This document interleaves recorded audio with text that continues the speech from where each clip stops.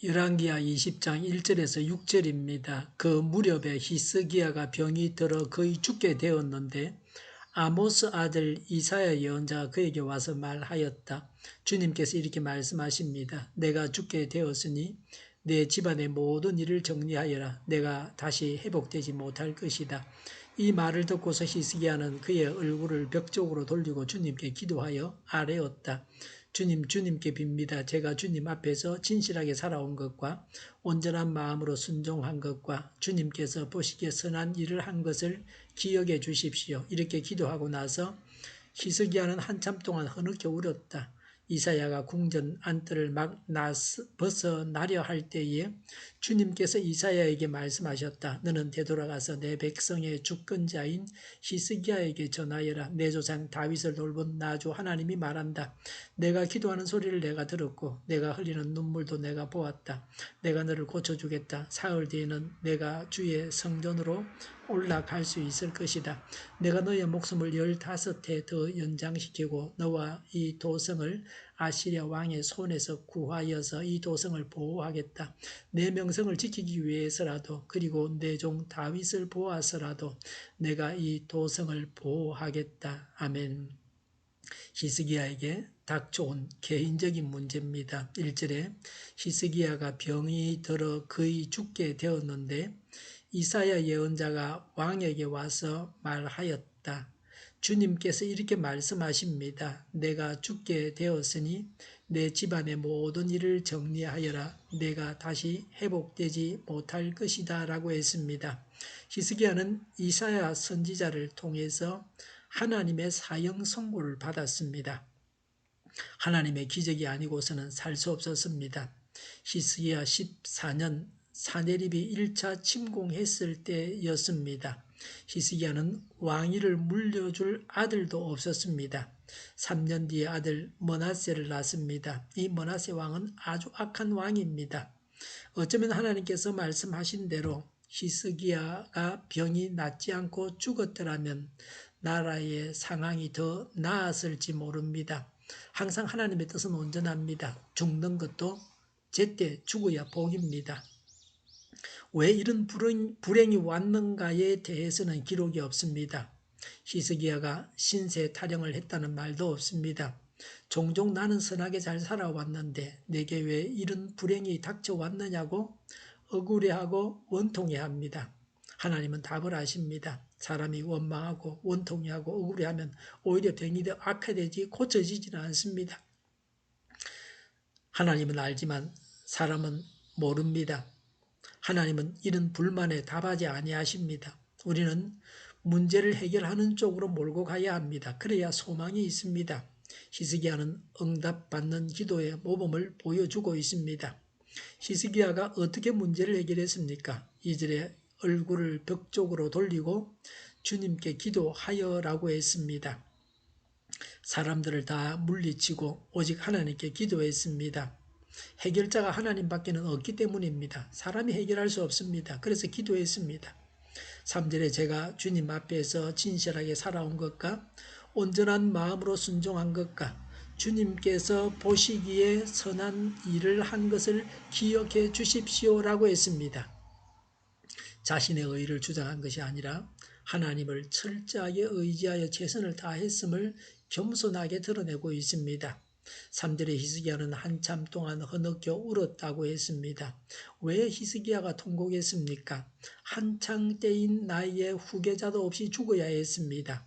신앙 부흥 운동을 일으켜서 그 열매를 거두기도 전이었습니다.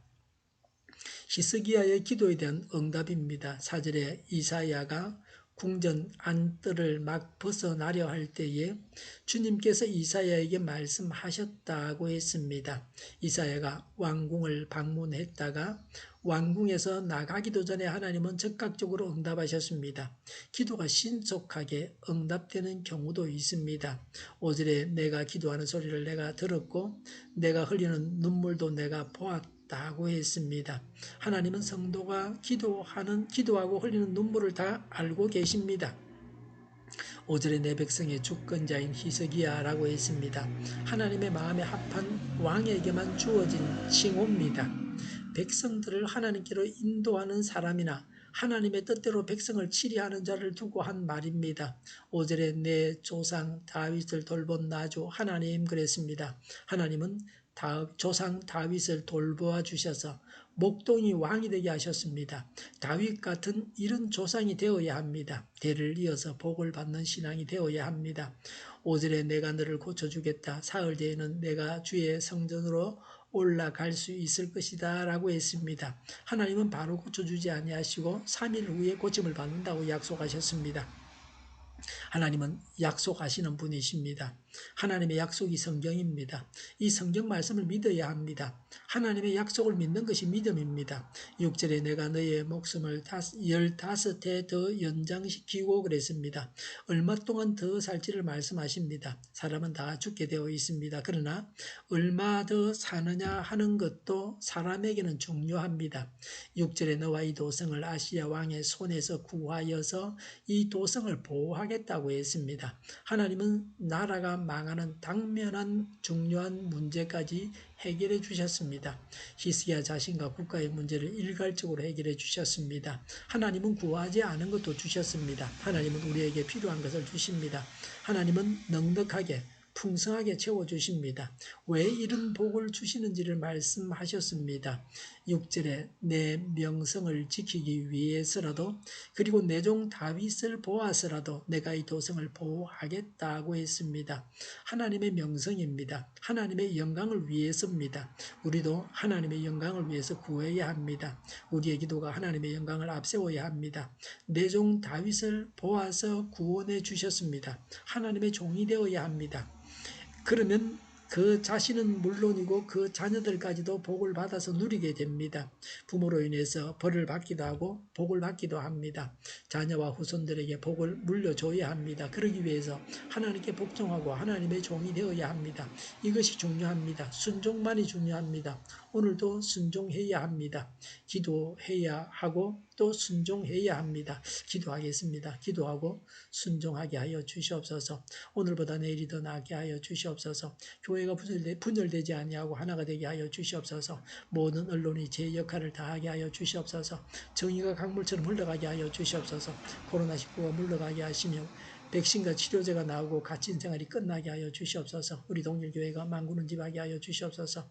예수 이름으로 명하노니 모든 병만은 물러가고 몸의 모든 부분들 온전하게 될지어다. 신유의 기적을 베푸셔서 지금도 저희의 질병을 고쳐주시옵소서.